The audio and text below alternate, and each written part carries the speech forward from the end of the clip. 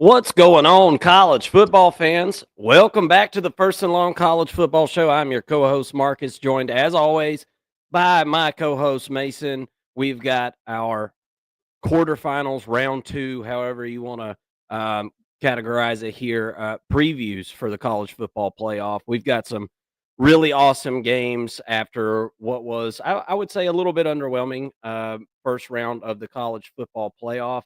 So we're going to dive through some of those: Ohio State, Oregon, Notre Dame, UGA. We've got Arizona State, Texas. We've got Penn State, Boise State. We've got some really, really good matchups that I'm excited about in some big time bowl games. Let's jump into it here on the First and Long College Football Show.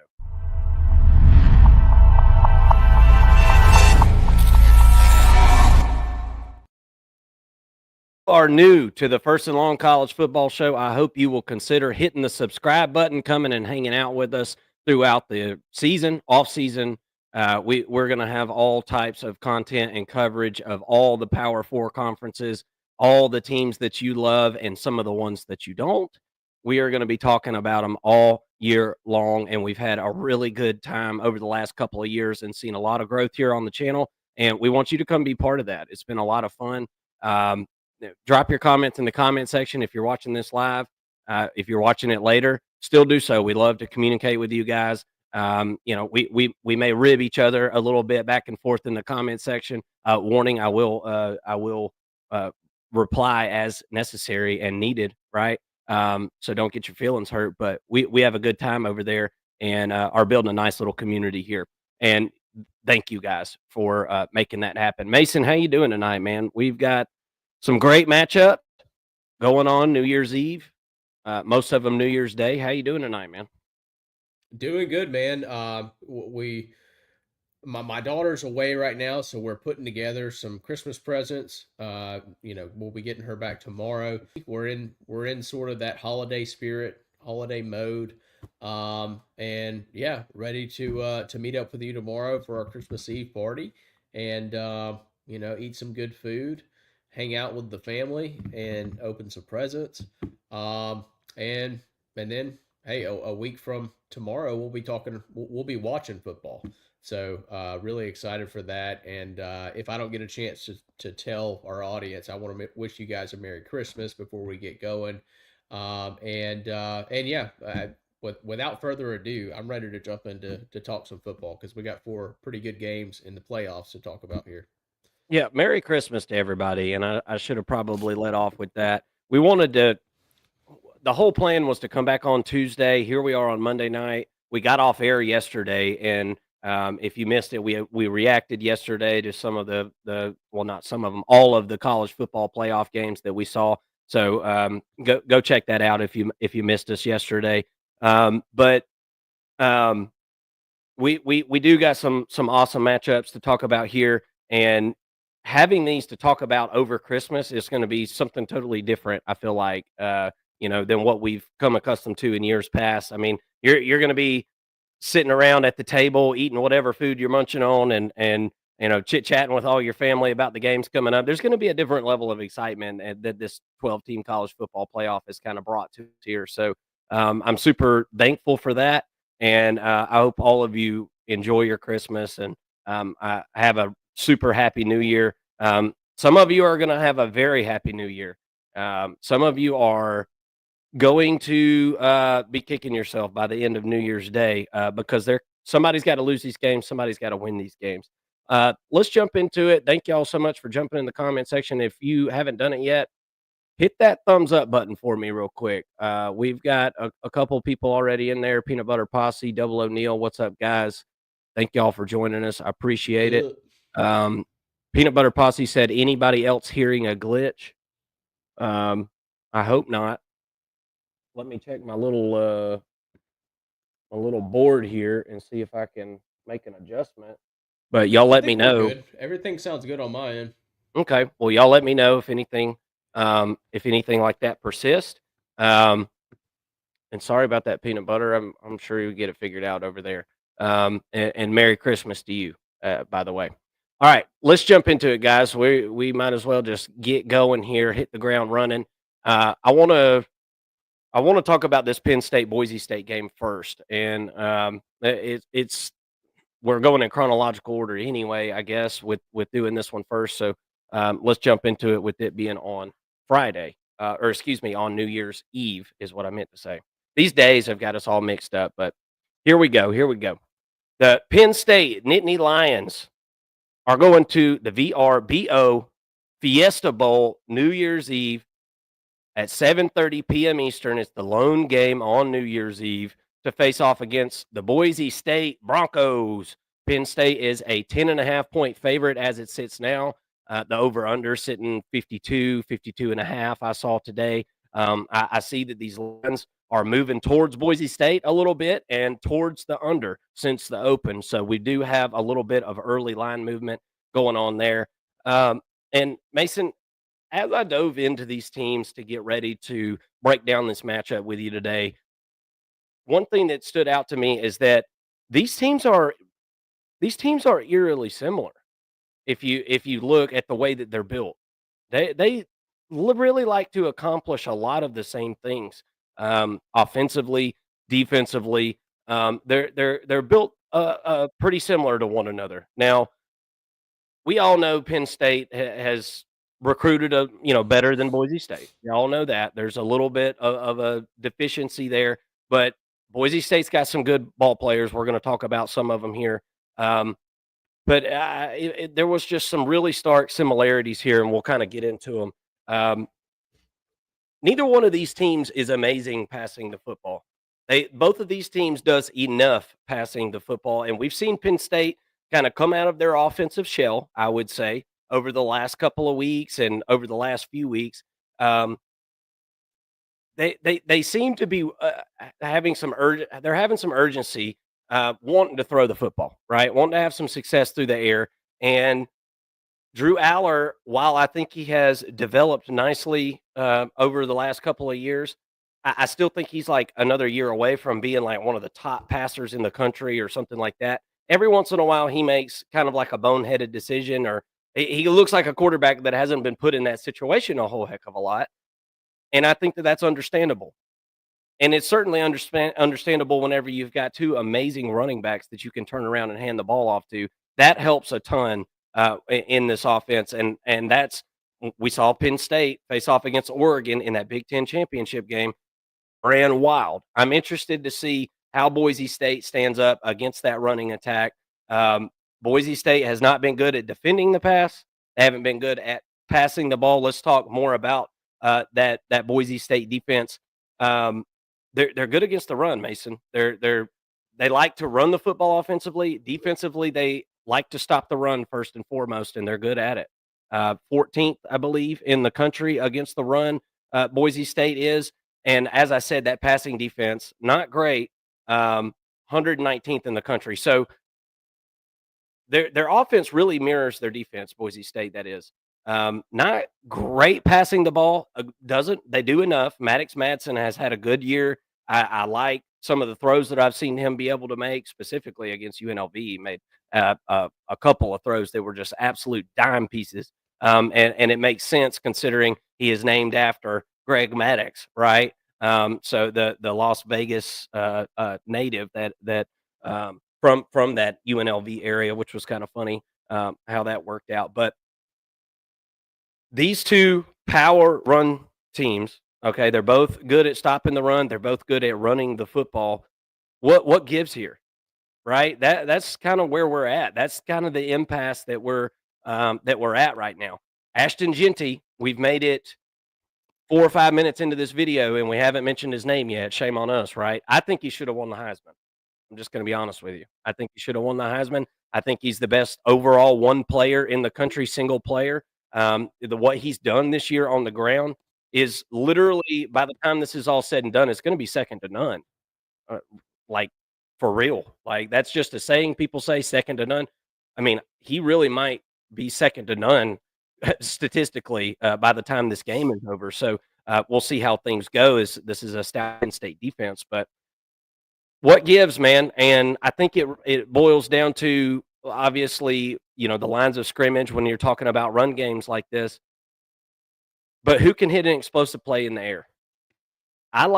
I really like Camper for Boise State. I think he provides, um, that, that kinda glitchy athleticism at the wide receiver position that you're gonna need to be able to make a play down the field and back that Penn State defense up a little bit. I think that's super necessary, and for Penn State, you've obviously got Warren, who's your leading receiver this year.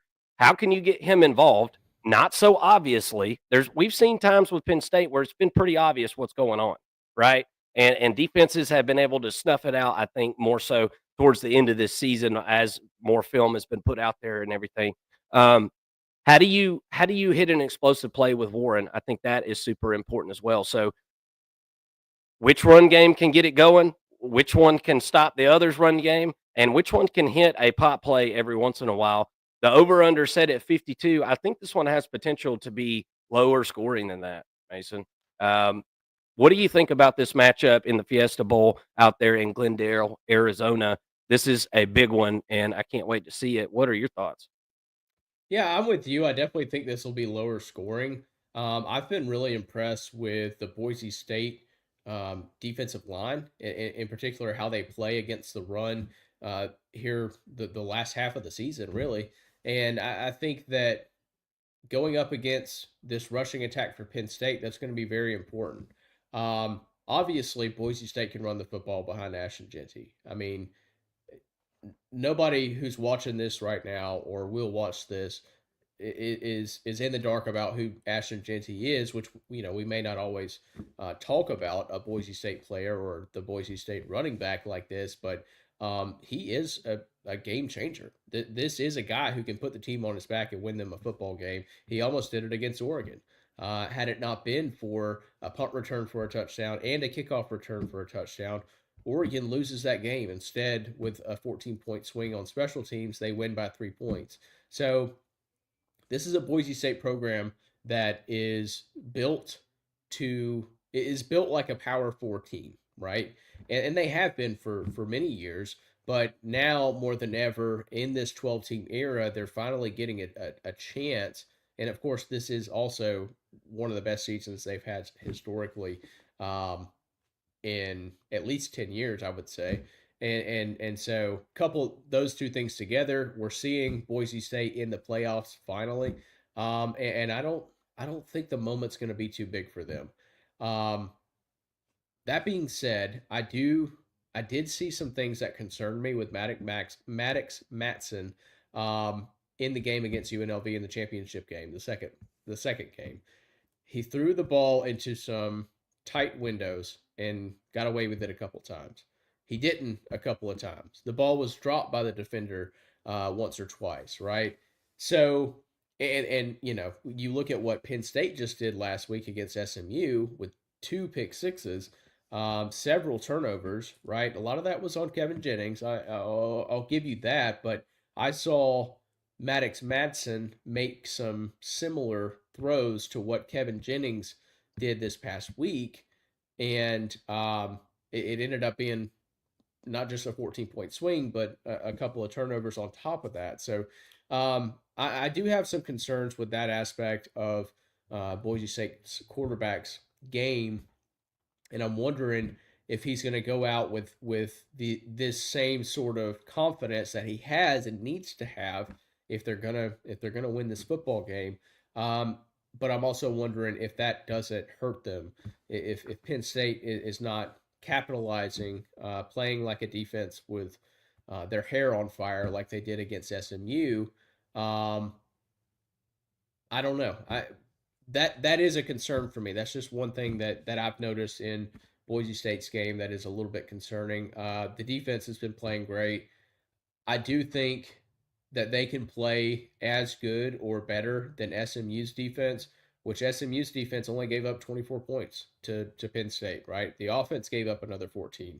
And the defense was put on the field time and time again because SMU's offense was not cutting it. So um, I do think that there's a potential here for this to be a football game.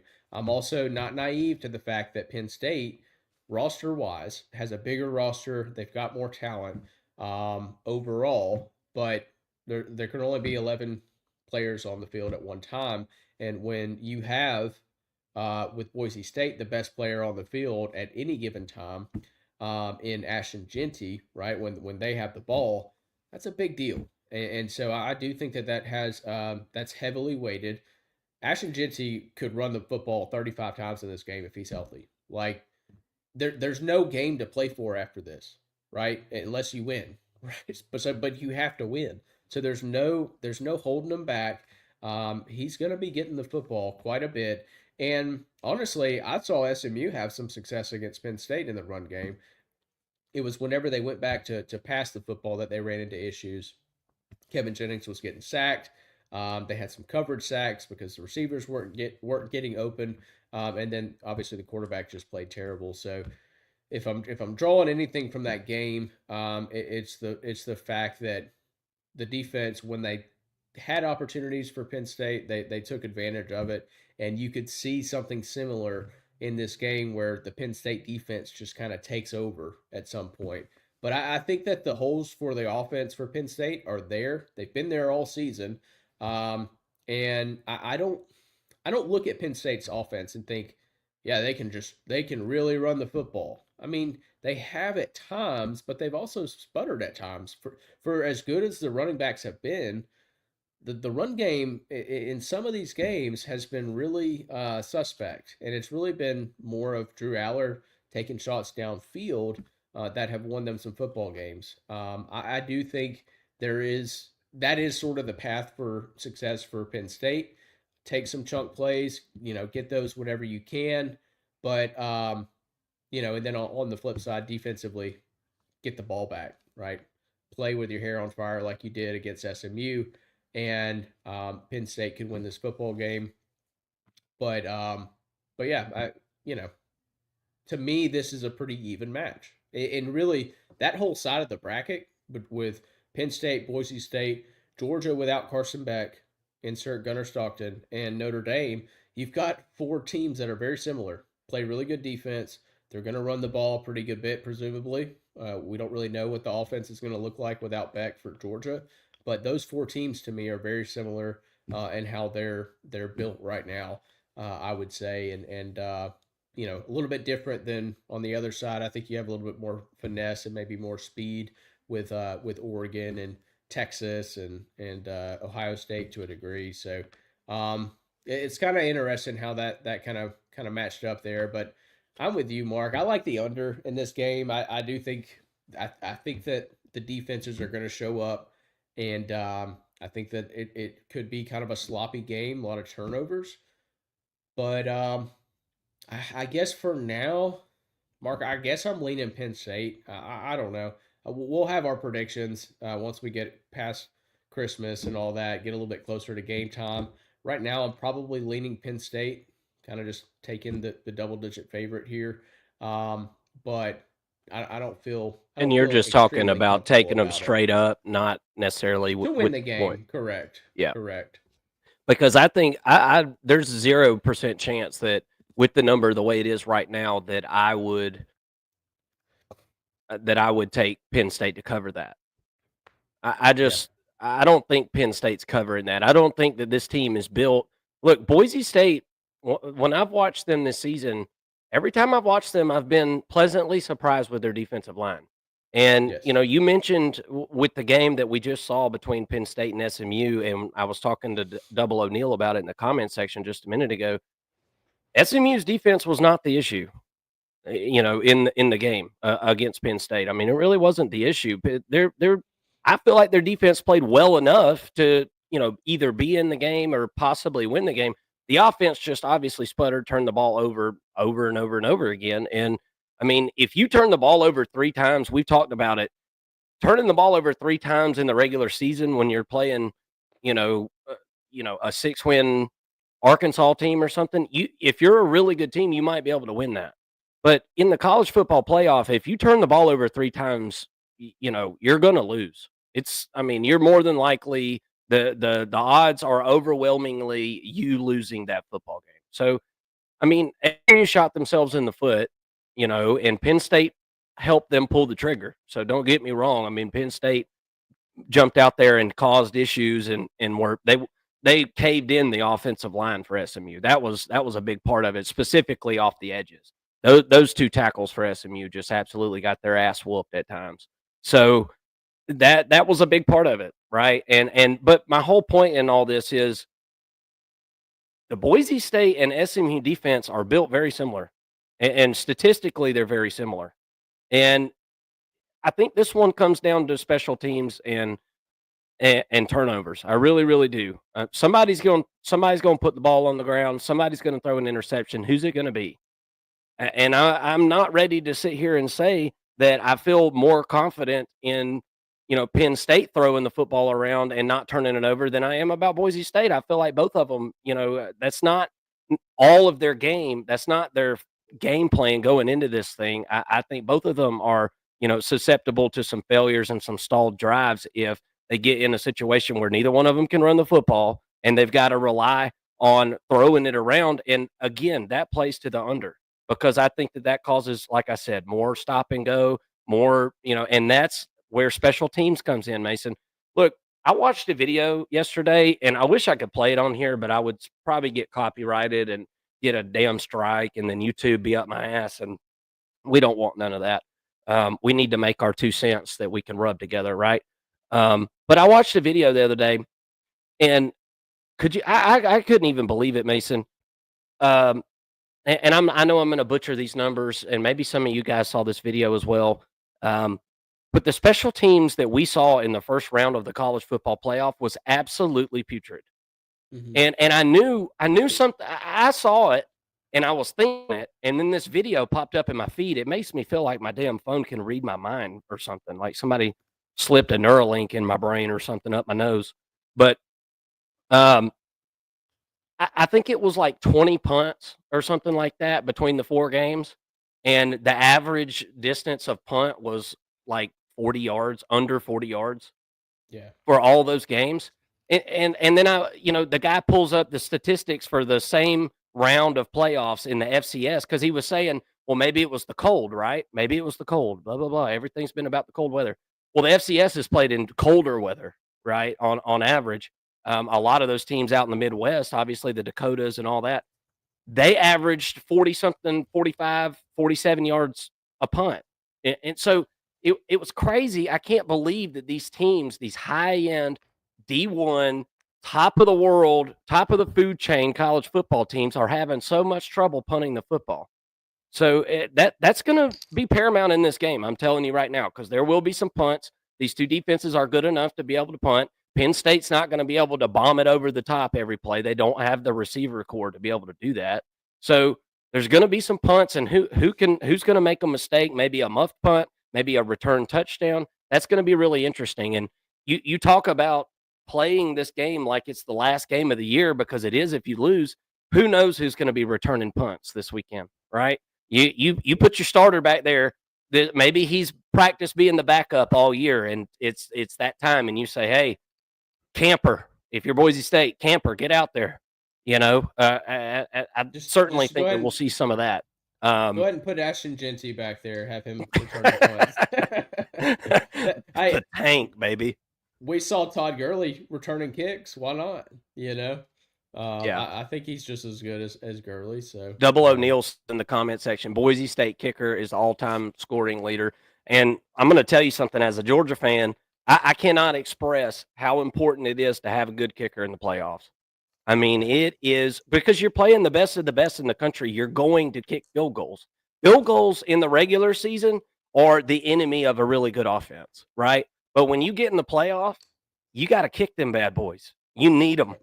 You need those, because turning away from a drive with 0 points in the playoffs is literally a turnover. So you've got to be able to get your points whenever you can get it. So with all that being said, I'm not ready to really even say who's going to win this game, Mason. I'm just going to, Boise State doesn't seem, here's the word that everybody's been saying, fraudulent. They don't seem like a fraud to me. Should they have been the 3rd seed? I don't think they should have been the 3rd seed. That's been my argument the whole time, but who cares? Boo-hoo, they are, right? This is the system that the suits at the TV stations wanted to make, and so we're all, This is the world we're living in. It's their world. We're just living in it, right? So they're the 3rd seed, and they had a great season, and I don't think that I think that they earned their way to the playoff, no doubt. So both of these teams are legitimate. I can't wait to see what happens. I think we both agree that whichever one can hit an explosive play or two here over the top is going to give their team an edge. I think both running attacks are top tippy top of the country, right? And both running defenses are really good. So what happens when the unstoppable forces meet the immovable objects? We're going to find out on New Year's Eve at 7:30 in Glendale, Arizona. Y'all let us know in the comment section what you think about this one and what you feel like the score will be. As of right now, give me Boise State plus the 10.5 and give me that under. Give me that under. All right. I thought I was going to make like a little tagline song there for a second, but it was coming to me, and then the trickle stopped. So, Brian Browning, thank you for joining us. Oh God, of course, Georgia and Alabama deserved the auto bids, didn't they? No, Brian, you act like this is your first time here. We've been saying it for since we're blue in the face. We've said it so much. Nobody deserved an auto bid. That's the point. Except for Oregon. Well, I mean, I don't want anybody to get an auto bid. Yeah, I mean, just rank them number 1.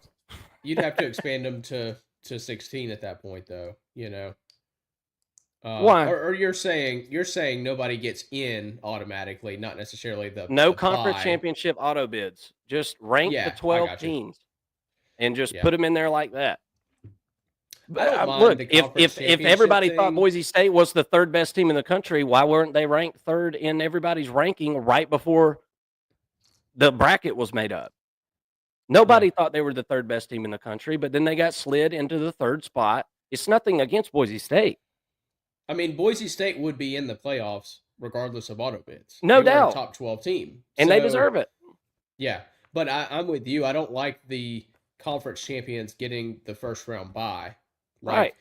I'm okay with auto bids. I don't mind the 5 best conference champions getting in, but put them where they rank. Don't give the top 4 the first round bye. Well, my thing is, why do we need an auto bid for a conference champion? Obviously, they're going to be in the playoff more than likely, right? So why do we need that? I mean, all that's doing, in my eyes, is leaving the chance that a 5-loss team or some shit like that, because look, the ACC has had a 5-loss team play for an ACC championship over the last decade. Okay, it's happened.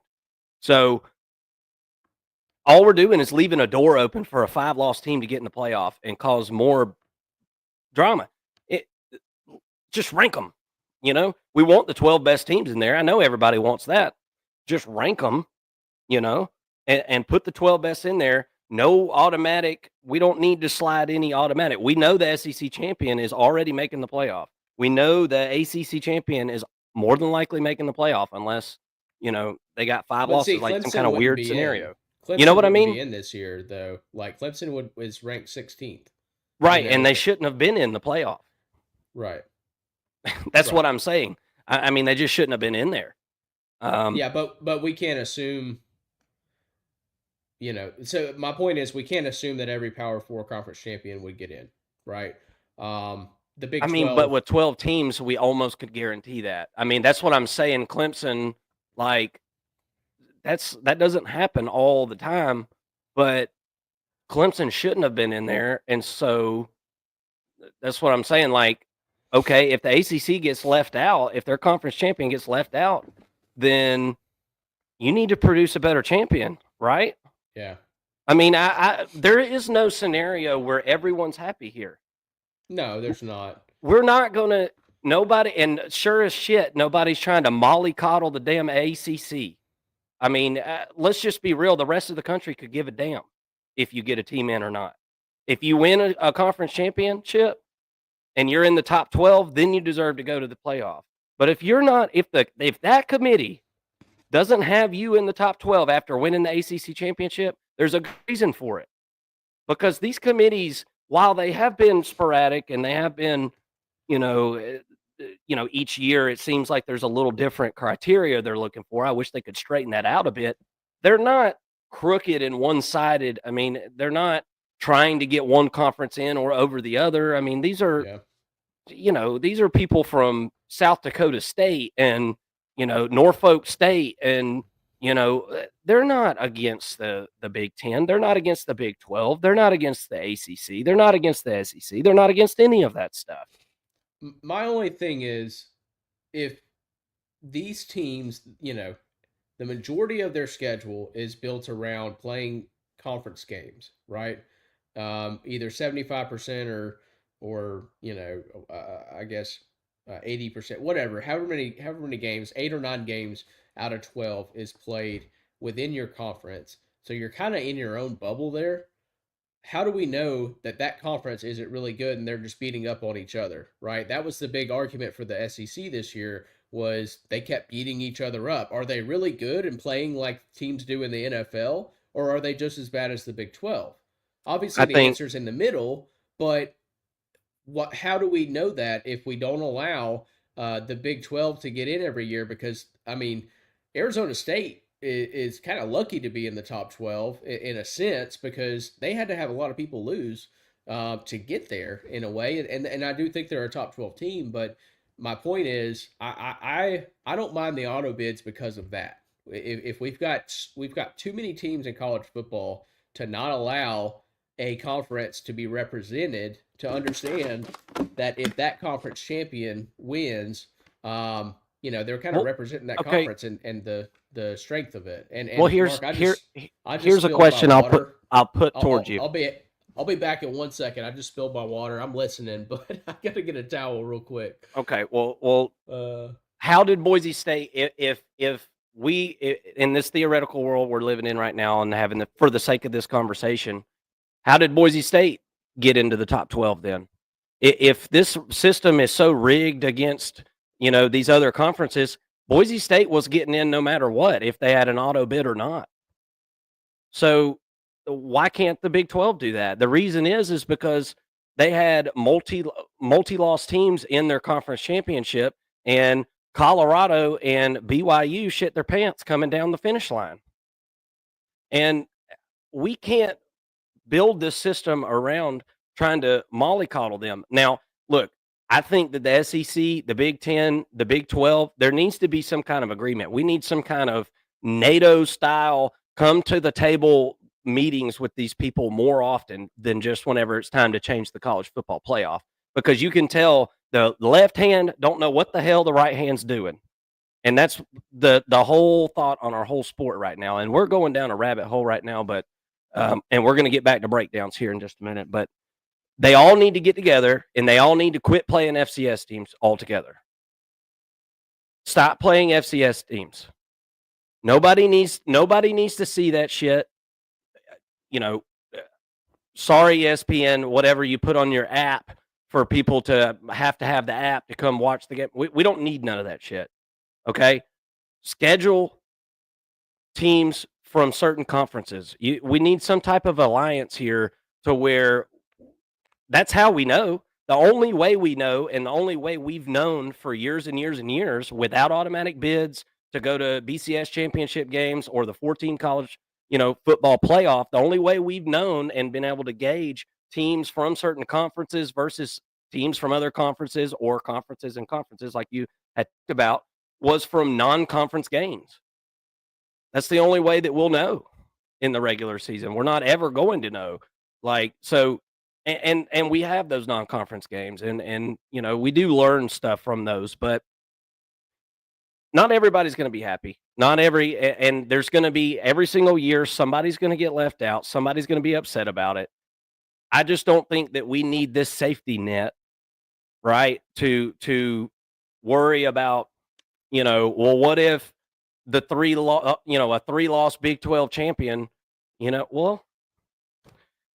Alabama lost 3 games this year and nobody worried about the SEC, being weighted. How hard was the SEC? No, they lost 3 games, and so I don't think that we need to prop up conference champions. I think they should be able to prop up themselves.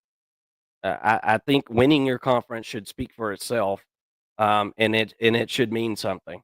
I think the Big 12 champ more than likely is going to be in the top 12 of the country more times than not.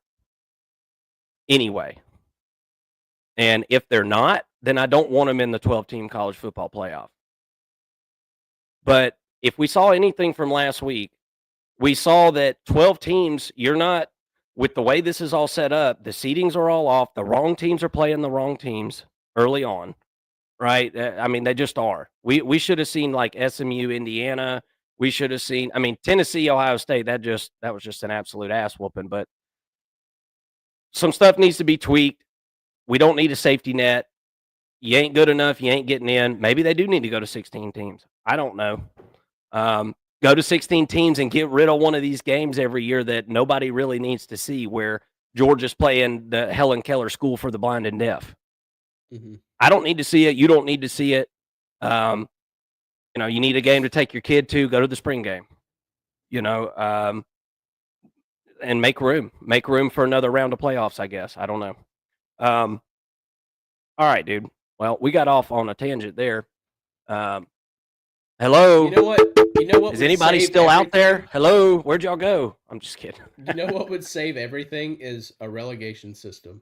It would fix everything.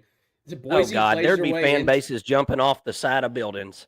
Yeah. We didn't deserve. Now we're the best in this league, and then we deserve to make the playoff. It's like, well, you got relegated last year. Yep. It's always going to be something with these. You would have like the Power 4 group of 5, and really the Power 4 would need to split into 2. I don't think you would want more than like 36 teams in a league. But you'd have like Power 4-1, Power 4-2, group of 5, FCS. And just kind of break it all down. And Boise State would be playing their way into the Power 4 presumably this year. But yeah, we'll never see that. I don't. It just makes too much sense, right? It's kind of like how we have our own system of measurements, and like the Europeans did it right with the meter or the metric system. Like, we can't just have a metric system in college football. We can't just do things the fair and right way. We got to make up our own shit. It is what it is. It's America. Hell yeah. All right. We got to do stuff complicated. You know that, Mason. All right. We got to keep going, guys. We got stuff to do tonight. So I'm glad I could get real pissed off about the college football playoff real quick. Texas. Arizona State meeting up in Atlanta, Georgia, Mercedes-Benz Stadium. It's the Chick-fil-A Peach Bowl, and it's going down January 1st, New Year's Day, 1 p.m. Eastern time. That's on Wednesday, guys. Throw you a little curveball. Texas is a 14-point favorite in this one. The over-under now is set at 51.5. There's some 52s out there, 51s probably. Right around that key number of 51. The line is moving towards Texas. The over-under has been pretty stagnant for the most part, maybe ticking upward a bit. This one really comes down to a couple of things for me, Mason. We know how good this Texas defense is. We know it's really good. I think Clemson did a pretty nice job of being able to manufacture some passing yards. I thought Cade Klubnik made some really clutch throws this past week against Texas. But Clemson was missing the running game, and it came back to bite them, kind of really stalled out there at the end. And that Texas defense has really just been kind of a python, if you will, right? Just strangling opponents this season, and have done a pretty good job of that. But the biggest question for me and for Texas being able to win and cover this lofty spread here in this matchup, can they continue to run the football at the clip that we saw in the past game against Clemson, nearly 300 yards rushing in that football game? And we've seen glimpses of something like this with Texas being able to run the ball, but it's been against some lesser opponents, and it's been, which has been most of what Texas has played, minus playing Georgia twice and playing Clemson, right? There hasn't been another ranked opponent for Texas this season. So you've seen Texas kind of be able to take almost like a spring approach to some of these games and really work on some things offensively. And I feel like we've seen that a lot. We've seen a lot of tinkering, right? And I think that Texas's offensive success solely is going to be based upon them being able to run the football. When this team is able to run the football, they score a bunch of points. When they are not able to run the football, they don't score a bunch of points. I mean, it just is what it is. And Mason, it's not any surprise. I mean, whenever you're in the red zone, you need a run game. It's not a secret. And whenever teams know that you don't have a run game and that's not an option in the red zone, it changes everything. The field gets much smaller. The coverage gets much tighter. And it's no wonder. I mean, it doesn't matter if Tom Brady was back there. The windows are tight. And I feel like, there's been tons of talk about Ewers and Arch, and I think Ewers is the quarterback. And I think that's not going to change in this playoffs. I don't think, unless there's a big injury, obviously. You're not going to see Arch Manning have a major role, I don't think. Maybe he plays second half if somehow this game ends up a blowout. We saw tons of blowouts last week, so I'm not saying it's impossible. We know about the Texas defense, but what about the Arizona State defense? It's not bad, Mason. It's not terrible. Now, it's not great against the pass, 63rd in the country, but they're 29th in the country against the run. And I think that's good enough to be able to at least somewhat make Texas a little more one-dimensional. I'm not saying that Arizona State is going to be able to come in here and stuff Texas up like Georgia did, okay? Because both times we've seen Texas play Georgia, 13 sacks, 20 tackles for loss, 80 total yards rushing in those two games. I mean, the rush game was putrid against Georgia. We all know that Arizona State doesn't have those types of guys along the defensive line and in that linebacker room. We would consider that Georgia linebacker room to be one of the best in the country when they're healthy, right? So, no, that's no smoke at Texas or anything like that. I'm just, kind of stating the obvious here, right? I think Texas they're going to have their work cut out for them against this defensive line of Arizona State. This defensive line is the strength of this team's defense. Now, Texas is so fast, and where we saw a lot of success with them running the football was off of the edges. So what do you get from those outside linebackers from Arizona State? I don't know. We're going to see. I have Arizona State's schedule pulled up right here, and Mason, I mean, it wasn't necessarily a murderer's row. Now, you did a couple of wins against BYU, Kansas State. Those are quality opponents. So I don't want to take anything off of the resume. And obviously Iowa State there in the championship game was a quality opponent. But, some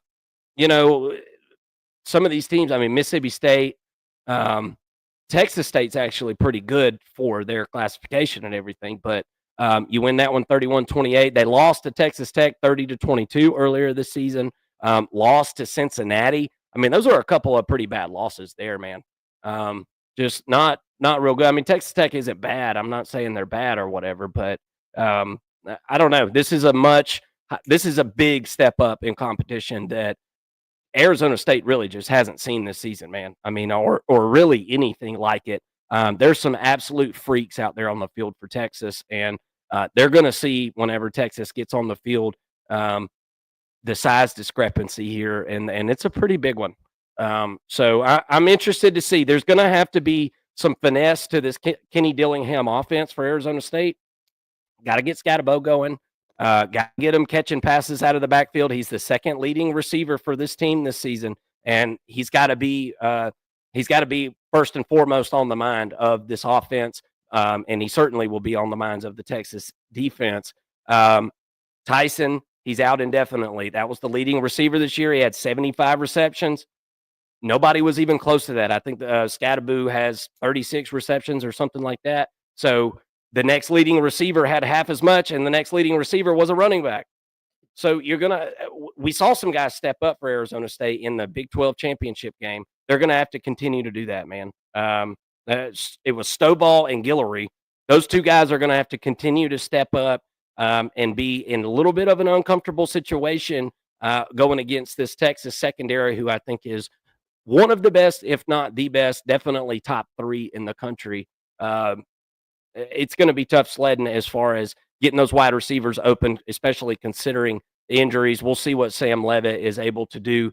Kenny Dillingham is an absolute mastermind with the X's and O's, so I think he'll have a scheme cooked up. We'll see how successful it is and what adjustments Texas is going to be able to make.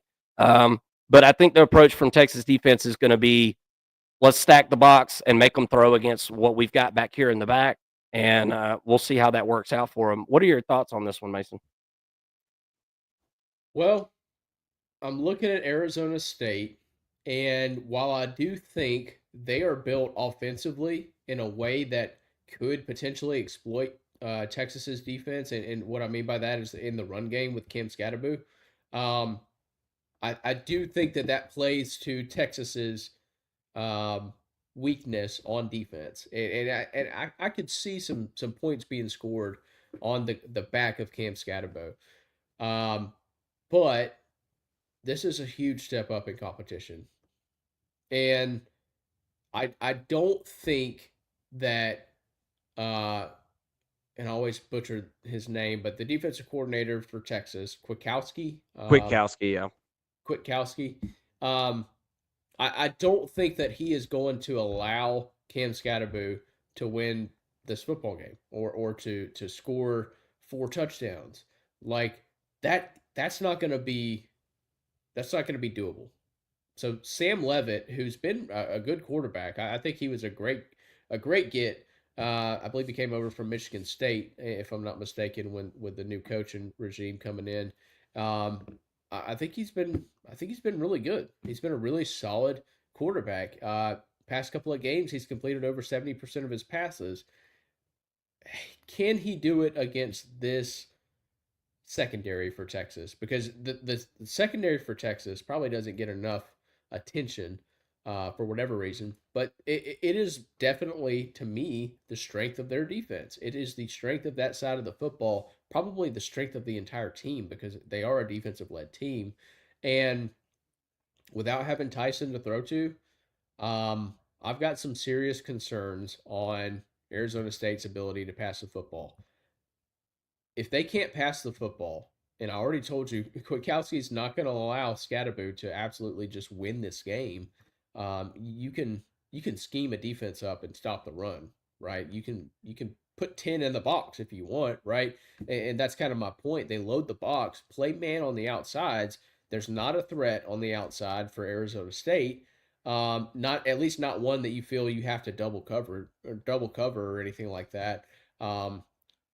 Show then it allows you to show man, play cover or play zone, I guess, and throw the quarterback off and go for an interception. So I think that I think that Kwiatkowski is going to kind of have sort of a master class here defensively. Um, and if Arizona State's not scoring, I think Texas is going to be able to just run kind of right down the throat of Arizona State. And I'm not saying that they're just going to score 70 points and win 70-0. But I do think that we saw Texas commit to the run game this past week against Clemson, and it worked out for them, right, to the tune of almost 300 yards. And Steve Sarkisian said in the half game interview by the reporter, he said, "Yeah, we haven't committed to the run all year, and now we've decided to do that." And they kind of did what they want against Clemson. I don't. I think Arizona State's run defense is better than Clemson's, but I don't think it's that much better.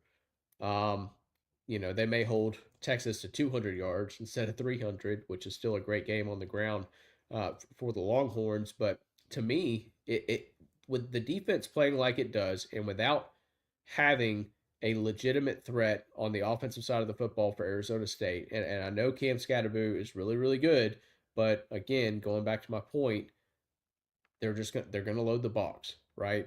And take him out of the equation. So with both of those things, I think that Texas can play as vanilla as they want on offense, run the football, maybe get Arch Manning involved, run some RPOs, and win this football game, 27-13.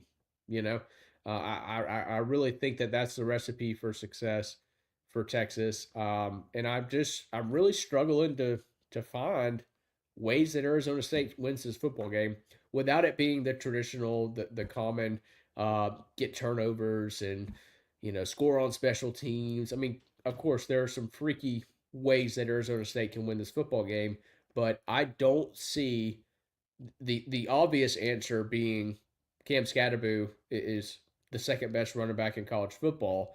Um, I don't see him having a ton of success. It's kind of what I'm getting at, and I don't see an option in the passing game for Arizona State to just air it out.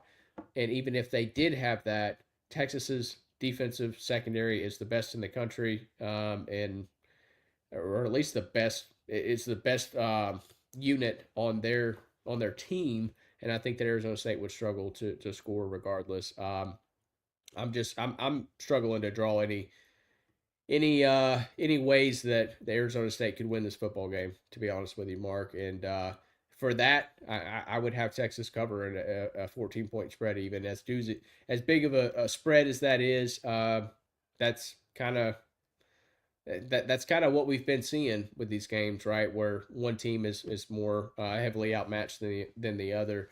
So give me Texas to cover in this one. I think it's super important for Arizona State if they want to. Obviously, they want to, but if they want to stay in this game, at least into halftime, into the second half of this one, you've got to be able to hit something early. And Kenny Dillingham is a master, man. I'm telling you. I mean, and I feel like Arizona State had some momentum. Now they haven't played football in a while, right? They've been sitting at home, hopefully getting healthy, or as healthy as you can get. Those first couple of drives are going to be really, really important. I feel like for Arizona State, you've got to be able to hit something to be able to back that Texas defense up. Because you're right. I mean, Kwiatkowski is obviously going to commit to stopping Scatterboo, and we'll see where that leads. The best teams in the country go out there and see what the defense is going to give them. And in this case, I think what you're probably going to get to start the game. We'll see. We've been wrong before, and sometimes these coaches, I feel like, kind of second guess themselves. So we'll see. Texas may feel like they can, stop Arizona State without bringing a bunch of pressure and without stopping the box. So I'm interested to see how they play that. And obviously if Texas can do that, then it's it's set up shop and just have a field day, right? For Texas. So we'll see what happens. I think Arizona State needs to hit a big play. Come on, Arizona State. I'm rooting for you. I am rooting for you in this one. Don't let me down. All right. We'll give a prediction, guys, on that one later. I think it's pretty clear what your prediction probably should be. It's that Texas is going to win that game. There's not much there for Arizona State. They got to play the best game of the year, and they've got to get the ball bouncing their way.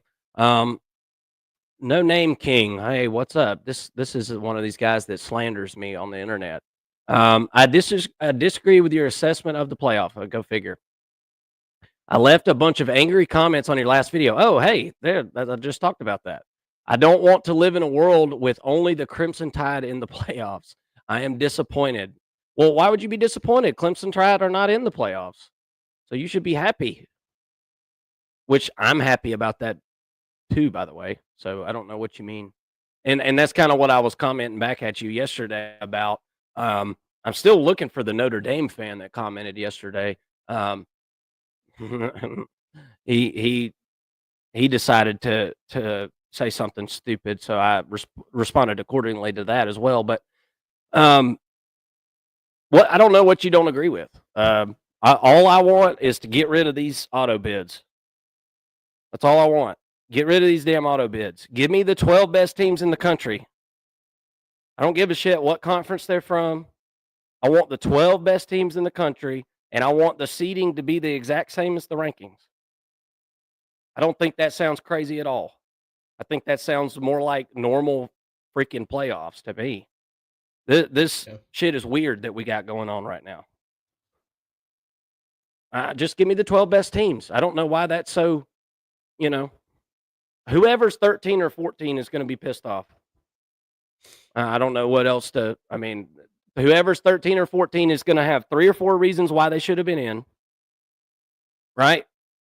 And they're going to have 3 or 4 reasons why 12 or 11 or 10 shouldn't have been in. That we just got to have a college football playoff committee that is willing to make some tough decisions, because that's going to happen every single year.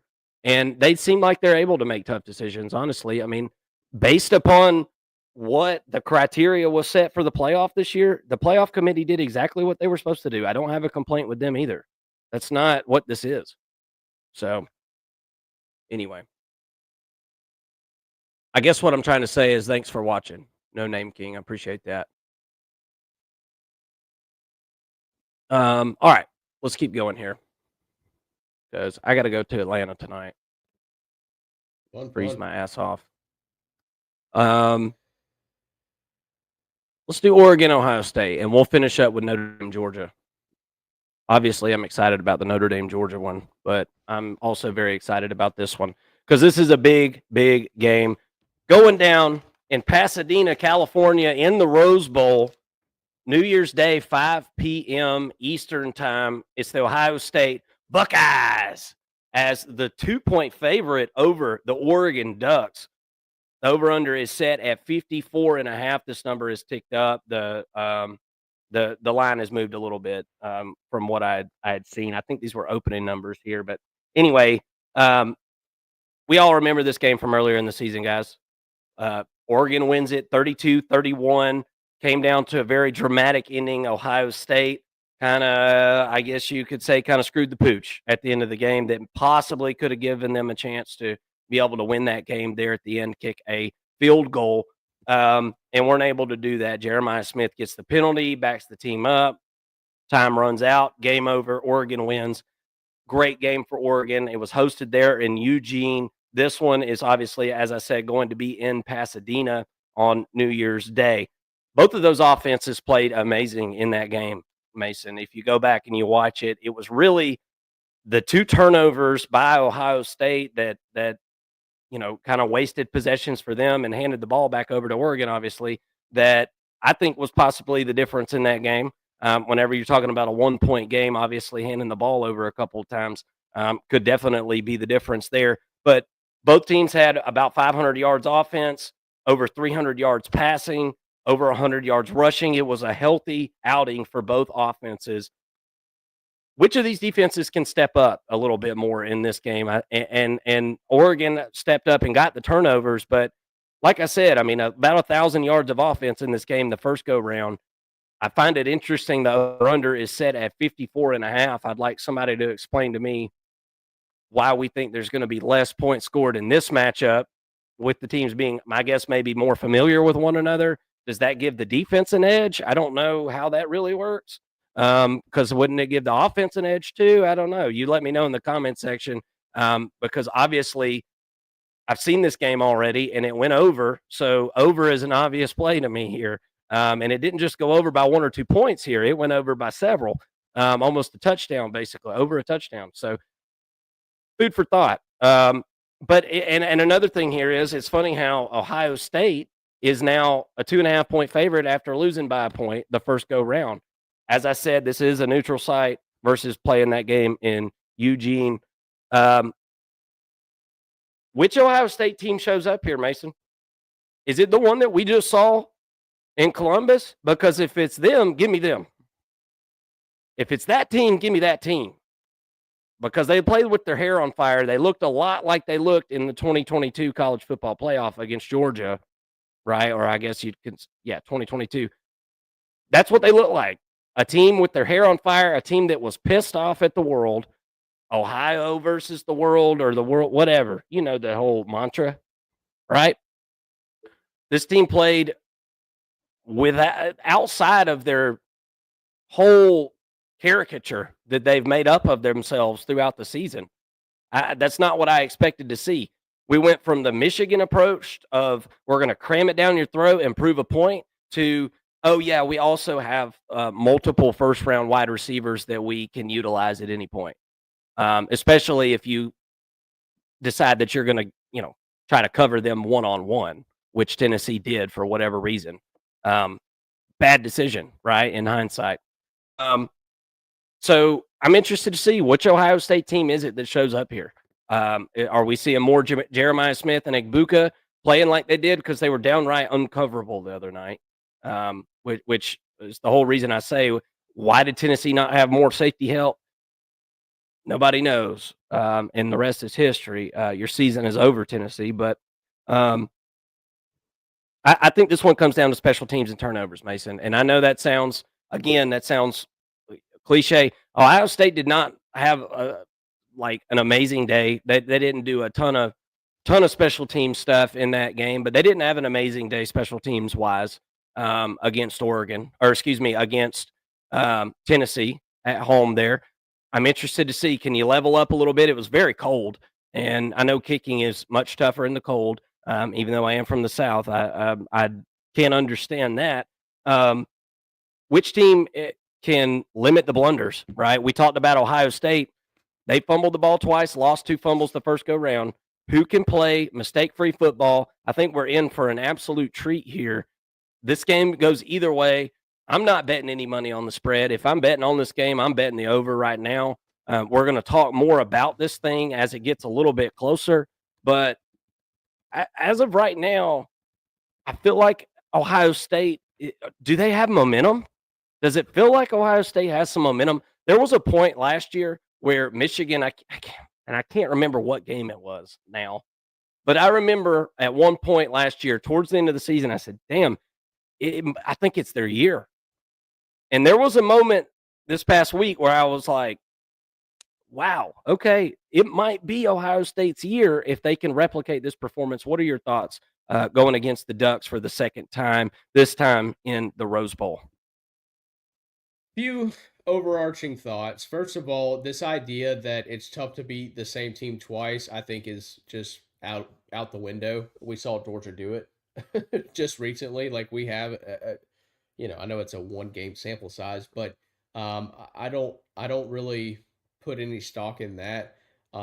Secondly, just kind of broadly speaking, I think we could really realistically be watching the national championship being played in this game in the quarterfinals. I really do think it's that big. Whoever wins this game is going to be the odds-on favorite to win the national title, and I think that's just a fact. That's not even my opinion. I think that's an absolute fact. Looking at what Ohio State did this past week, and it just kind of reminds us of what college football really is. You really don't know what you're going to get week in and week out, right? If we see the same version of Ohio State play Oregon that we saw last week, I'm totally with you, Mark. I would take Ohio State. If you can guarantee me that you're going to see that team take the field and play against Oregon in the Rose Bowl, give me Ohio State. Give me Ohio State to cover 2.5. I think without a doubt, I'm putting my money on that. But we don't know that that's going to happen, right? If you tell me that Oregon is going to play defense like they have all year, and their offense is going to play like they did against Penn State, I might take Oregon. To me, I think that this Oregon offense right now, with the way that they're playing, with the way that they played in the Big Ten championship game, with the way that they've played since Tez Johnson came back, I think this is the best offense in the country right now. At least in the playoff. In the college football playoffs. I think that Oregon has the best offense. Their defense is extremely fast. However, I'm interested to see how they match up with the receivers for Ohio State in this matchup. Did a pretty good job of covering them. I don't think that Will Howard in the first game was playing to the level that he's playing at right now. And that could be a difference in this game. But I'm anxious to see if Oregon's going to be able to cover these receivers, in particular Jeremiah Smith. He was obviously a big part of the game plan just a few days ago in the game. In their last game against Tennessee, it seemed like Jeremiah Smith was being targeted early and often and all throughout the game. I would venture to guess that he's a huge part of the game plan this week, or maybe they feature Egbuka a little bit more and have Jeremiah Smith out there as a decoy. They've got options, and that's kind of my point. I think that they are going to exploit the weaknesses in the secondary for Oregon, in particular the middle of the defense. That's kind of been their really their only Achilles heel for the most part on defense is their safety play. It just hasn't been great. They're not deep at that position. So maybe you see some shots being taken across the middle of the field. But I will say this: Oregon's defense, they're very fast, and the DBs are very opportunistic. If you give them the opportunity to get an interception, they're probably going to take it, and they're probably going to get an interception, turn the ball over, and then they're scoring. Dylan Gabriel's very good at taking those opportunities and turning it into 7 points. Like, they don't miss those opportunities very much. They're very good in the red zone. And when their defense gives them some points that they can go out and get, they take advantage of it. And that's one of the reasons they're undefeated right now. So I think you'll see Will Howard stretch the defense a pretty good bit. I'm also wondering if we're making a little bit too much out of Ohio State's win against Tennessee. That game was at home for Ohio State. You could tell the entire team was juiced up for that game, and for good reason. But how do they play in a neutral site, and how do they play against a team that is noticeably better than Tennessee, noticeably better than a Tennessee team that was playing on the road, which they haven't played great on the road all year? Now we're on a neutral site. Oregon is a step up from Tennessee. They've got a quarterback who has played 5 times as many games in college football as Nico has, and I think that that's a huge difference. His experience, it'll show in this game. They have way better receivers than Tennessee has, and really a better defense as a whole, I think. I like the guys up front for Tennessee if we're comparing the two teams. I like the guys up front for Tennessee, but I like the defense as a whole and the speed that they have for Oregon more. I don't have a prediction yet, Mark. We'll save that obviously for a little bit closer to game time. There, we'll get back on and give our full predictions. But ultimately, I think I'm leaning Oregon right now. I know everybody's high on Ohio State after that performance. I just wonder if it was a little bit of fool's gold, to be honest with you, Mark. And we saw the home team win in dominant fashion for the entirety of the first round. I think that momentum means so much in college football. I'm wondering if 4 years from now, if we're still playing playoff games at home sites, if the win percentage is not like 80% or something extremely high.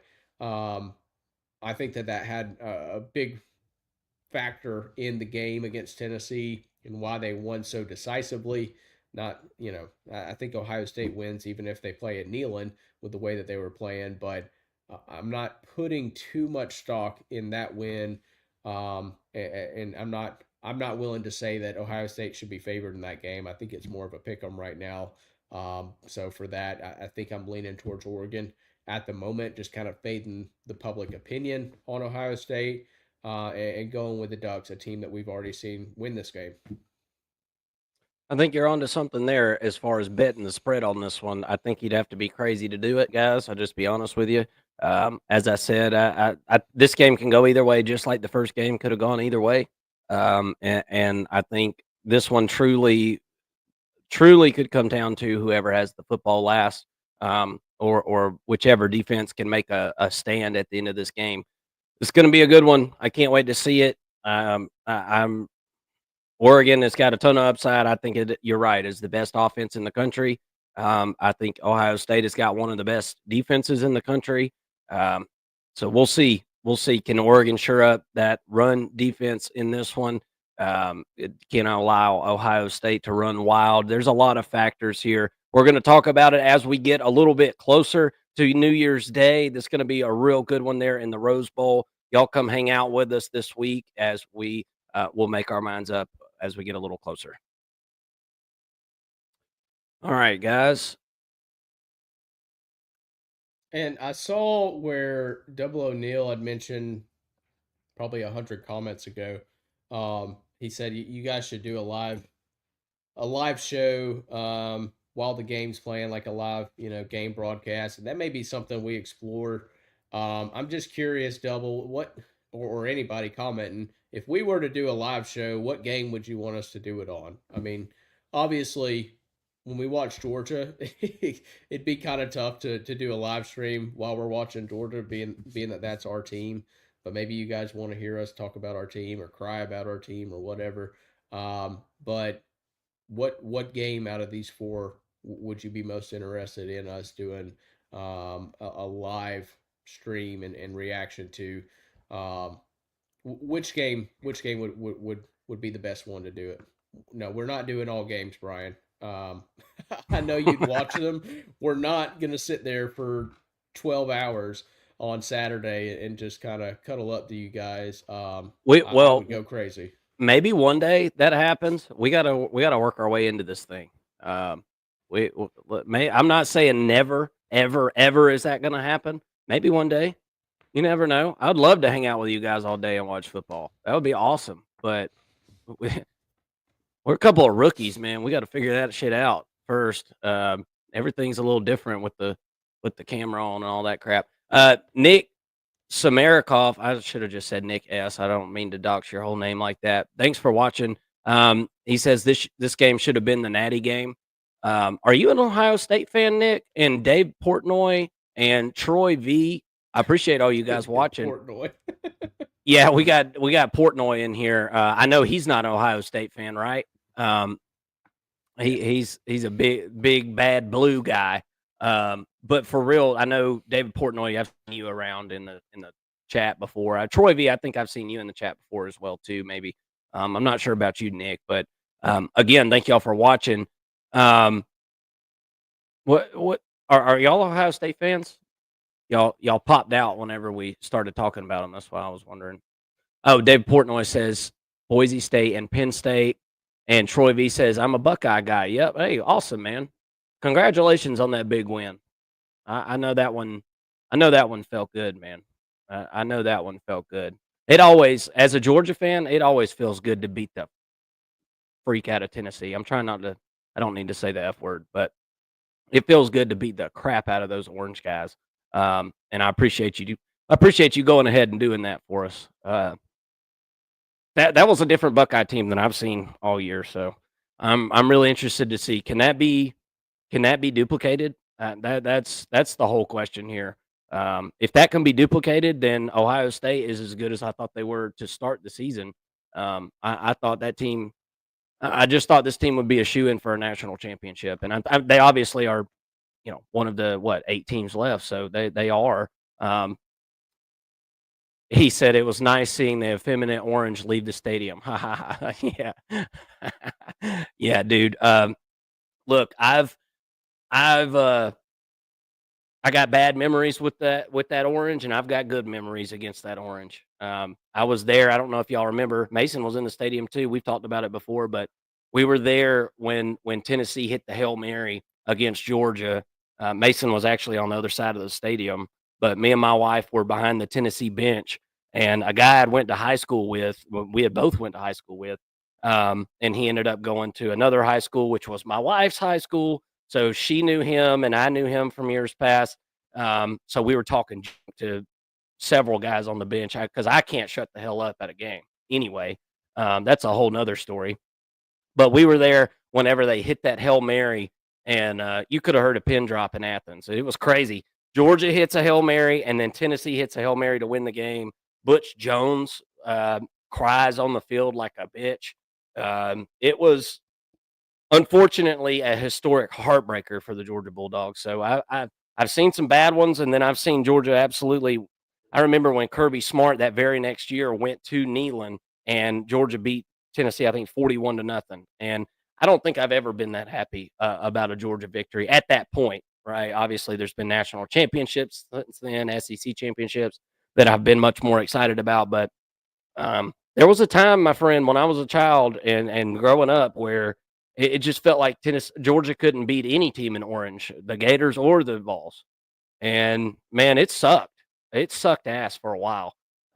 It was really hard to be a Georgia fan for the majority of my life, to be honest with you. Um, you know, first world college football problems. Georgia just couldn't win a big game. That was the issue. It was every time Georgia got in a big game, they couldn't win it. And boy, has that changed. Or We'll see they if they would can lose do it to, one more like, time. And that's South who we're about to talk Carolina. about and finish up the show today, guys. We have got our final matchup. Thank you guys again for tuning in. Y'all hit the like button for us real quick if you don't mind. That would be greatly appreciated. It helps a ton. And I want to get yelled at by more Notre Dame fans. I've been yelled at by some over the last few weeks. Maybe the snarkiest fan base award. I don't know. We'll see. We'll see. It's between them and Texas. It's some smart assery going on. Mason, cut this part out. Edit that out. January 1st, 2025, 8:45 p.m. is the last quarterfinals playoff game. It's the Sugar Bowl going down at the Caesars Superdome, New Orleans, Louisiana. Notre Dame Fighting Irish against those Georgia Bulldogs. Georgia is now a 2-point favorite. This line has kind of flip-flopped. It started off there for about 5 seconds. Notre Dame was a couple of point, maybe 1.5, I guess, favorite in this one for right after Notre Dame beat Indiana. That line moved really, really quick. Now it's on the side of UGA. Over-under is set at 44.5. So the lowest of all of the playoff games that we've looked at so far, and we have previewed them all. So if you're watching this clip later, go check out the rest of the previews for these college football playoff games. They've been a lot of fun to break down with you guys. Look, Mason, I think this one obviously comes down to a couple of things. And it's really the same for both teams. What's going down with these run games, man? Notre Dame has been one of the most consistent run games in the country, if not the most consistent. That's what they do. That's what this offense is. They run the football, and they've got a three-headed monster. And I'd be willing to say even some of the backup running backs are pretty daggone good too, man. I mean, they really are. This is a running-oriented offense that hits a lot of short passes, right? And tries to keep the defense spread out by spreading the team 52 yards wide. Not a ton of downfield passing. You've got a couple of threats with Faison, being one of them, the lacrosse player. He's fast as all get out. And so he is a threat to run past you. So you got to be careful of that. But this has just been a really, really good rushing attack for Notre Dame. Defensively for Notre Dame, it's been a great season. And look, it's very, very sound. This defense for Notre Dame has been sound. It continues to be sound. It's going to be sound. They don't play. They tackle well. They defend the pass well. They defend the run well. There's not really anything that they don't do well defensively. They've been really, really good. Some would say that the offenses that Notre Dame has faced this season maybe hasn't been that of elite caliber at all times. Say what you will. Everybody's got something to say about who's played who and who have they played and all this. Notre Dame's a good defense. It doesn't matter the fact that they haven't played the 5 of the top 10 offenses in the country this year, which they haven't. They're still a good defense. There's no doubt in my mind about that. Let's flip over to Georgia, and we'll talk about Georgia for a minute. The prerequisites, I think, in my mind for this game are the same for Georgia as they are for Notre Dame. You got to be able to run the football. But Georgia's at a different chapter in their season. And Georgia almost kind of flipped back a few chapters whenever Carson Beck went down with that injury going into halftime against Texas. And what I mean by that is this Georgia offense was constructed specifically for Carson Beck throughout this whole season. It was built around the fact that you had a NFL prototype style quarterback, big, tall, rocket arm, can move a little bit, but he's a pocket passer. There's, little doubt about that. But he's a pocket passer. Georgia's offense was catered to that fact, even though, and kind of flying in the face of the fact that this is not a strong wide receiver unit for Georgia as far as, I mean, we all know the drop. Well, everybody talks, that's everybody's favorite thing to talk about right now is the Georgia's wide receivers and them dropping passes. They're number one in the country this year in drop passes, and that is true. They've also passed the ball a ton. So you got to kind of take a grain of salt with all that. It's not been good, but it's also got a little bit to do with the fact that Georgia's thrown the ball a ton this year, about 60% of the time. I think all of that's about to change. You bring in a guy like Gunnar Stockton, and let's talk about Gunnar for a minute. Now, let's answer the question that I think a ton of people are asking in the country right now. Who is Gunnar Stockton? Who is this guy? And I think that that's something that we've got to do our very best to answer. We have a small sample size of his workload. We don't know what this guy is going to look like at this level. And there's nothing that I'm going to be able to tell you or anybody else at ESPN or whatever, wherever Notre Dame fans get their information. Nobody's going to be able to tell you anything because this guy just doesn't have a ton of experience to pull from. But Gunnar is he's named after his grandpa, who was a World War II plane gunner. I wonder that who names their kid Gunnar, right? What a good story. His freaking great grandpa is a World War II plane gunner, and the newspaper wrote a story about him and nicknamed him Gunnar Stockton. And therefore, Gunnar Stockton, the name is born. This guy is so just drenched in the Georgia football lather. It's not even funny. His family ties go so deep with the Bobos and the Smarts up there in Rabun County in the northeastern part of the state, in the hills of Rabun County. He's from a town of a population of 316 people, very small up there, but they've got a good football program. There's been some other Georgia greats. Charlie Warner, that's his hometown there. But this guy in high school broke Trevor Lawrence's touchdown record, all-time record in the state of Georgia. Right now, Trevor Lawrence, I think he was pretty good in college. Deshaun Watson, he broke all of his yardage records for the state of Georgia. So, and he won a ton of games. Just Rabun County just has won a ton of games. I think I remember seeing 45-6. Maybe that was their record while he was there. Something or another like that. It was a record worth hanging your hat on. Certainly, this guy is Stetson Bennett with a stronger arm and more of a power runner than a finesse runner, right? I'm just trying to draw some comparisons, and I know that not everything matches up there, but he's Jake Fromm's attitude with Stetson Bennett's play style with a stronger arm and a bigger body than Stetson Bennett, right? That's kind of what I'm gathering from this situation because he's about 6'3", definitely more of a physical runner, certainly has a stronger arm than Stetson. For the most of Stetson's career anyway. Stetson's senior year, it seemed like his arm kind of took it up a notch. But this guy has got all of the accolades in high school that you would want, man. So what does it translate to at this level? We'll see.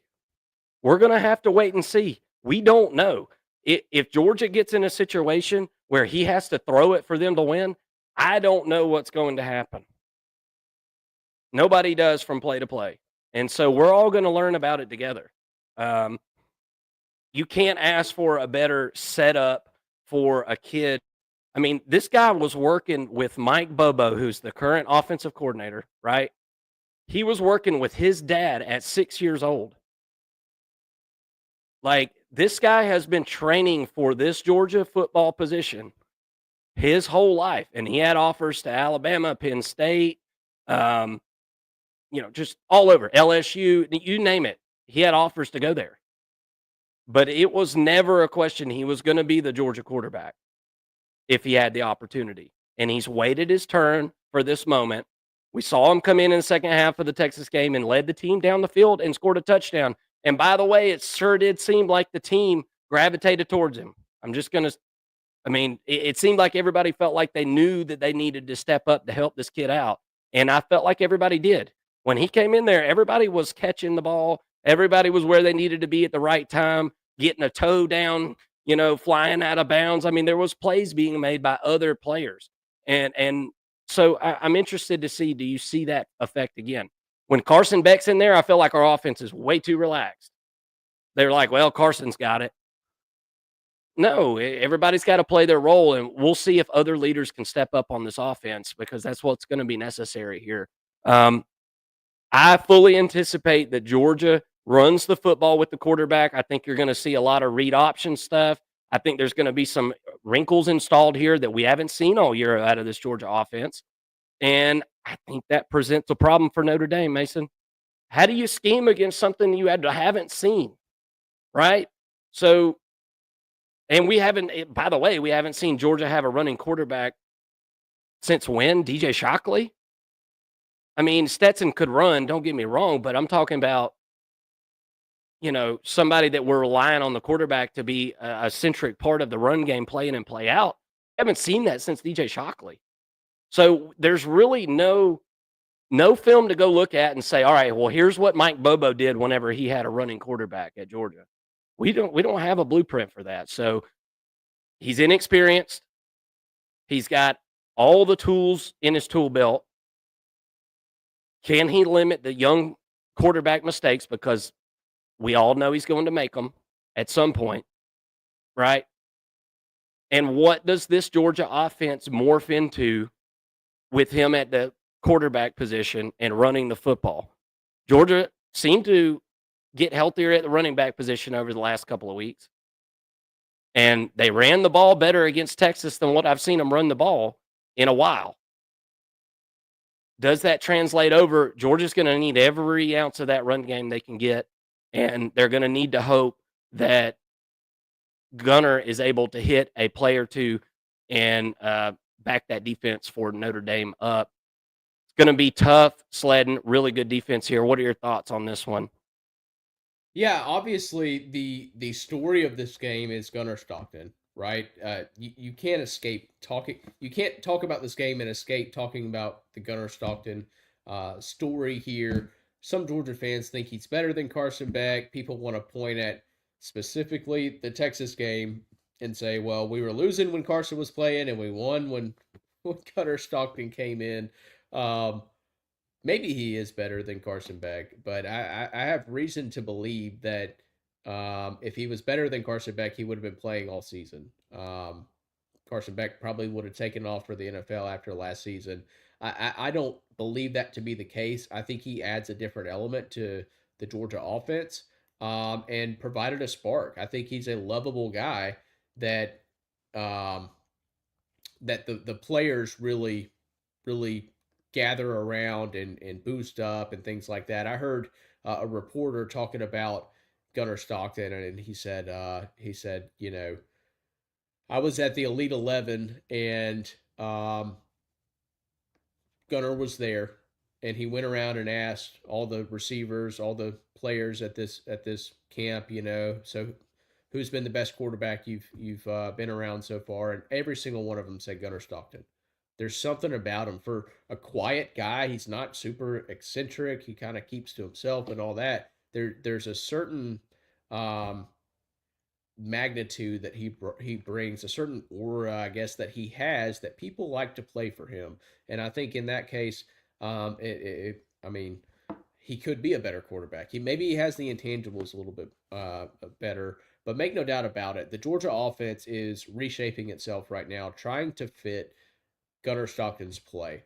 When Gunner came in to play against Texas, Georgia had the Carson Beck playbook, right? And they handed him the playbook and said, go run Carson Beck's offense, right?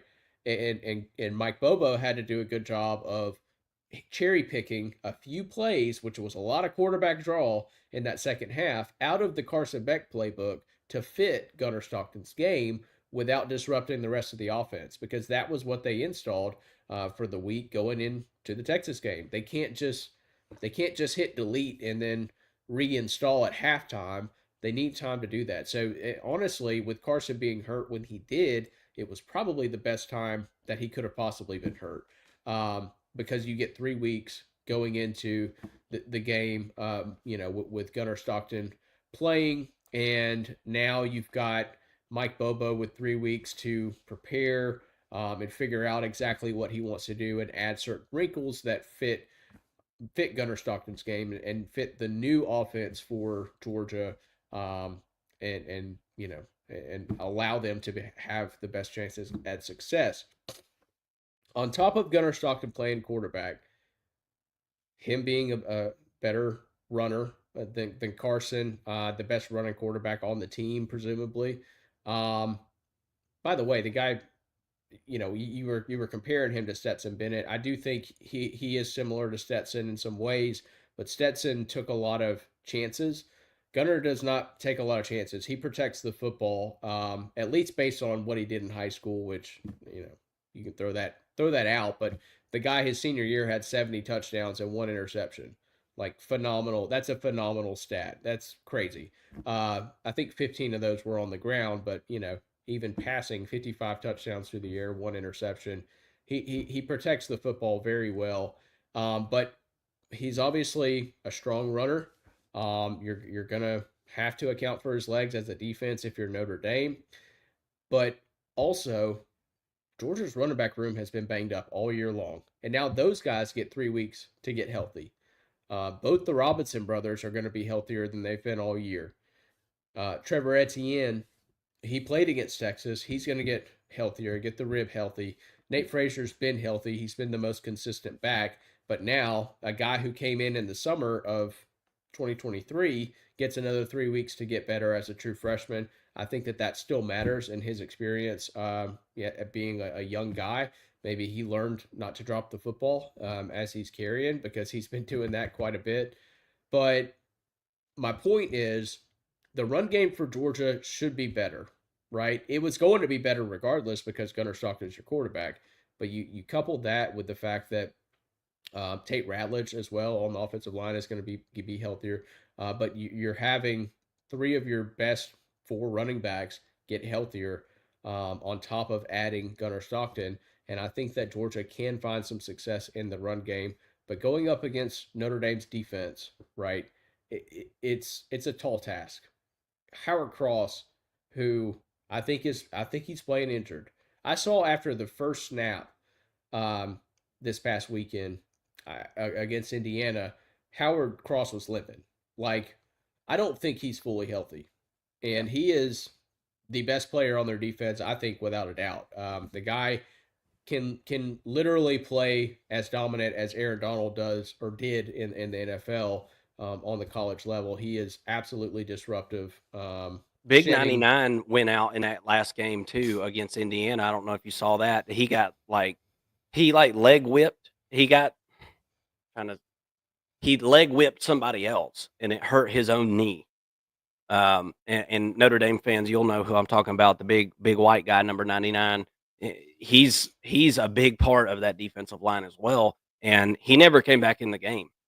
So I'm very interested to see with 10 days what you're able to do with that. I mean, knees are bad enough when you're talking about a guy who's basically 300 pounds. I mean, you're putting a lot of pressure on that thing, man. And I don't know. We'll see. It's definitely been a group that's been through some injuries this year, no doubt. Yeah. But this is a really good defense. I think that, Yeah. and Al Golden is a great defensive coordinator. I do think he's one of the best in the country. I think he will have something figured out. Now, he's got his work cut out for him because he doesn't know what he's going to get, right? Yeah. Kirby Smart said in an interview today, he said, no, offense will be the exact same. Nothing's changed. Bullshit. Dude, come on. I mean, great gamesmanship. Good on him for saying that, but nobody's buying that. We know Georgia's going to run more. What he's trying to do is, make Al Golden try to figure out a way to defend everything that could possibly happen without knowing the 30 typical plays that the Georgia offense would call, right? But you know how to defend against the RPO, right? Teams do it all the time. They work for RPO type offenses. I think Notre Dame is going to be fine in preparation. I don't want to read too much into the fact that they don't know what to expect and all this stuff. It is a factor, but these offenses aren't that different. It's still Mike Bobo running the offense, right? I think that Notre Dame's going to be fine from a preparation standpoint, and then you get into the in-game adjustments and things like that, and that's where I do give Georgia the slight edge. I think Georgia's game plan coming into this is to play very conservative, especially offensively. Try to figure out what Notre Dame wants to do, which they've been doing this all season. Georgia's been doing this all season. They did it against Texas in the last game in the SEC championship, but they kind of just play vanilla for a half, and then make adjustments. Kind of get you thinking that you figured something out, and then they make adjustments and exploit the defense or offense for Texas and or for their opposing teams, and that's how they win these football games. And they could do the same thing against Notre Dame, I think. But make no doubt about it, Georgia is going to be playing to get Gunnar Stockton comfortable, allow him to run the football and protect the football, see what Notre Dame's going to do, and then try to win from there.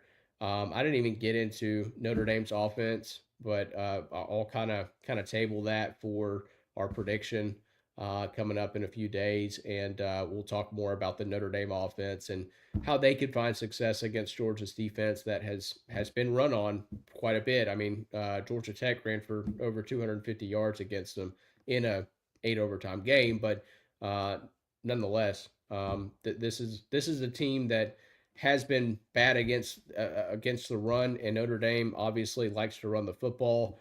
They are built similar to Georgia's offense, presumably with Gunnar Stockton, in that the quarterback can run. They got two great running backs. Receiving play hasn't been great either, for either team. I think that there are some paths to success for the Notre Dame offense, and we'll kind of get back. We'll get into those opportunities in the next video, I think. Well, and I just want to touch on it for just a second, and we are going to get more in depth on that here as we get closer. But just kind of talking about that, Georgia has given up rushing yards in games where they played some unflattering teams. Every time Georgia has played a game, a big game, a big matchup, that has not been the case. And I can't remember the last time, Mason, that a team ran the ball down Georgia's throat and beat them. I can't really remember. I guess it would have been Alabama, one of those Alabama games in SEC championship over the last 5 years or whatever. But I mean, if you really sit and think about it, when is the last time that somebody ran the ball down Georgia's throat to beat them? Typically, what it takes to beat Georgia, typically, is a quarterback that can beat you over the top and a NFL wide receiver. Typically, and I don't see either one of those for Notre Dame at this point. So I'm interested to see how. I mean, just as much as you, I'm interested to see how that matchup works out. There's a possibility Notre Dame does come out here and run the ball successfully. I'm not saying that that's not. There's not a chance of that. I mean, Georgia hasn't played Notre Dame's run game every single week, so we don't know what that is going to look like going up against this defense. But just playing the odds, man, and playing from what I've seen from Georgia over the last, half decade or closer to a decade now. It's been since Kirby Smart has been there. That just hasn't happened a whole heck of a lot. So this would be certainly a historic win for Notre Dame if they can figure out a way to run the football here and get it done against the Georgia Bulldogs. The biggest difference, Mason, between a lot of those games that I just referenced versus this game right here is the fact that we don't know if Georgia's offense is going to be able to produce any points. So typically whenever I'm talking, who's ran the ball and beat Georgia, well, typically Georgia scores 30 points or whatever in these big games. I don't know if Georgia's able to get to 30 points in this one. So if Notre Dame is able to run the football and score 24, can Georgia score 24 with this quarterback, this young guy? I don't know. That's the biggest question to me. So you're right. I mean, could Notre Dame run the ball for, 200 yards in this game? They downright could. Damn right they could. I mean, it's possible. I've seen crazier things happen, but just over the years, that hasn't been the case against this Georgia Bulldog defense and these Kirby Smart teams. And so it's definitely an intriguing matchup. Both teams are looking to do the same thing in this matchup. So who is going to be able to dominate on the lines of scrimmage, I think is going to go a long way in giving us a winner in this one. I think it's going to be a close game, as the Vegas line indicates here. Best of luck to all you Notre Dame Fighting Irish fans out there. Let us know what you think is going down in this one. And if you haven't hit the subscribe button, maybe you're a Georgia fan and you just found this video, come join us. We are a couple of Georgia fans ourselves, but this isn't a Georgia podcast. This is First and Long, and we talk all Power 4 and beyond college football. So we'd love to have you come and join us and join our awesome community here. Thank you so much for watching. And all of you that are watching live, thank you for watching. Y'all have been an absolute treat. I'll read a couple more comments here, and I'm going to have to jump off. SEC football says, I'll take Kirby over Freeman in a big game. I'm with you there, SEC football. I don't know about y'all, but Freeman got that contract extension before he won that playoff game. I thought that was really dumb. I thought that was really dumb. And part of the problem with all these coaching contracts and why they're getting so out of hand and all these buyouts get so far out of hand. And my point in saying that is Marcus Freeman hasn't really won anything yet. That Notre Dame won this playoff game this past weekend, and that's a great win. I'm not saying it's not a good win, but that's the first big win Notre Dame has had since 91. I mean, it's been a long time since they've won anything worth even talking about really on this show. So take that for what it's worth. Every time they've showed up in a big game, they've got their ass kicked, other than this past weekend. Georgia will win. Talent will take over. I think that's pretty much the mantra for this Georgia team, right? SEC football. Georgia rarely takes the field where they don't have the edge talent-wise. That just doesn't happen a whole heck of a lot. Again, thank all you guys for watching. I certainly do appreciate it. We're going to be back on after Christmas. Merry Christmas, everybody. Mark, real quick, if you listen to, I know you guys watch College Game Day and all that. If you listen to Shane Gillis, he'll tell you that now that Notre Dame can pay players like the SEC has forever, they've got a chance to win too. I thought that was really funny, actually. My favorite part was whenever he called Nick Saban Alabama Jones. Yeah, that was hilarious. Yeah, he had him super uncomfortable, squirming, talking about paying players and whatnot, and it is what it is. Trying to tarnish his legacy, and he wouldn't have it.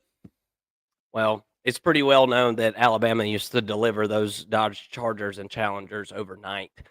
So I'm sure nobody ever saw it or witnessed it, but I guess Santa Claus would just kind of drop those cars off in the driveway. But hey, man, is what it is. It's all history at this point, and I'm sure he wasn't the only one doing it.